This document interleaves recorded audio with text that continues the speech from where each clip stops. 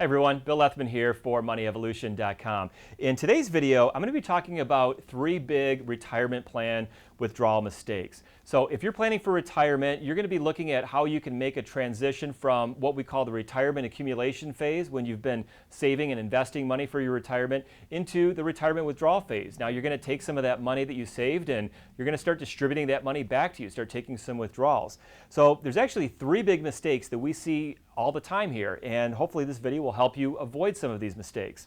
So mistake number 1 is probably the most common one that we see all the time, and it's waiting too long to begin taking withdrawals. And this mistake can actually compound into a couple of other little mistakes that actually can cost you a lot of money. So one of the things, for example, that we see all the time is people will oftentimes begin taking their Social Security benefits as early as they can at age 62. And not only does this prevent them from getting a bigger Social Security check and kind of maximizing that, but it also oftentimes means that they're delaying taking their retirement plan withdrawals. And what that does is it compounds itself down the road because, as many of you probably know, at 70 and a half, the IRS is going to mandate that you're going to start taking some withdrawals from those retirement accounts. It's called the required minimum distribution rules. And what that might do is it might push you up into a higher tax bracket at that time. And on top of that, as I think most of you probably know, not only would you pay more taxes there, but it can also affect your Medicare premiums as well, because your Medicare premiums are also tied to the level of income that you make. So the more money you make, the more you pay for Medicare.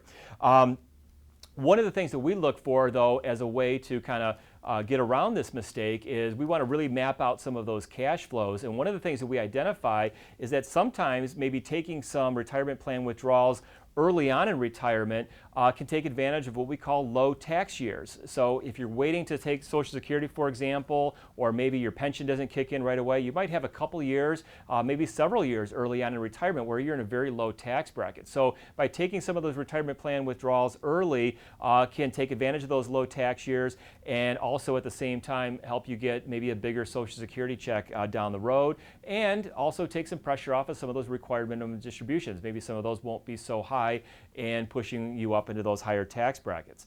We can also look at maybe doing some Roth conversions too as a way to, again, take advantage of some of those low tax years. Number 2 is going to be taking your distributions at too high of a rate. So what I mean by this is there's some schools of thought out there. Probably the most prominent of this is something called the 4% rule. And this was a rule that came up by a financial planner, William Bengen, back in the 90s, and he did a lot of math, studied some probability and statistics, and said that if you limit your retirement plan withdrawals to no more than 4% of your entire portfolio each year, you should have a pretty good chance of probability that that money is going to last you throughout the rest of your lifetime. So if we think about 4% as kind of our withdrawal rate that we should be targeting, think about that if we're at 5 or 6%, that may not seem like a big difference, but looking at the math and the numbers, your probability of running out of money goes up pretty high once you start getting up to 5, and especially once you get up to 6% or more. So making sure that you're not taking out too high of a distribution rate. And again, one of the things to figure that out is to have that long-term cash flow projection so you know what those expenses are and know where your withdrawal rate comes in. And then number 3 is not understanding your cash flow needs. So one of the things that we want to understand is we want to understand some of the variabilities that you might be experiencing with your income and your expenses in retirement.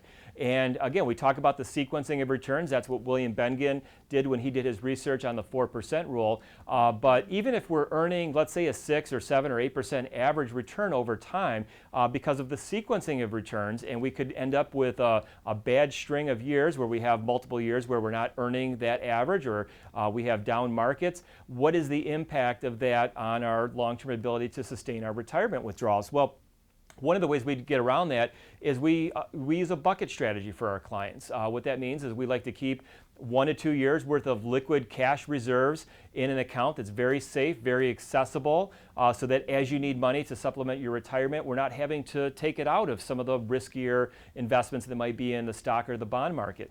We also want to have a kind of an intermediary bucket where we have another 3 to 5 years worth of cash flow needs and stuff that maybe is paying some dividends or paying some interest to kind of replenish that first bucket. And then finally, the third bucket is a long-term bucket that's meant for your long-term growth to keep up with inflation and have some wealth creation there. So understanding those cash flow needs is really one of the most critical pieces to mapping all that out and knowing how much money goes into each one of those three buckets. So there you have it. I hope this has been helpful. Hope you now know 3 of the big mistakes. Hopefully you'll avoid those mistakes. If you want to learn a little bit more about some of the financial planning that we do here, we have what we call a Wealth Vision Comprehensive Financial Plan. I'll put a link right below the notes here, right below the video. And if you like, you can set up a free, no obligation introductory call with me. We can learn a little bit about your situation and find out if Wealth Vision is right for you. So until then, I will see you in the next video. Have a great day.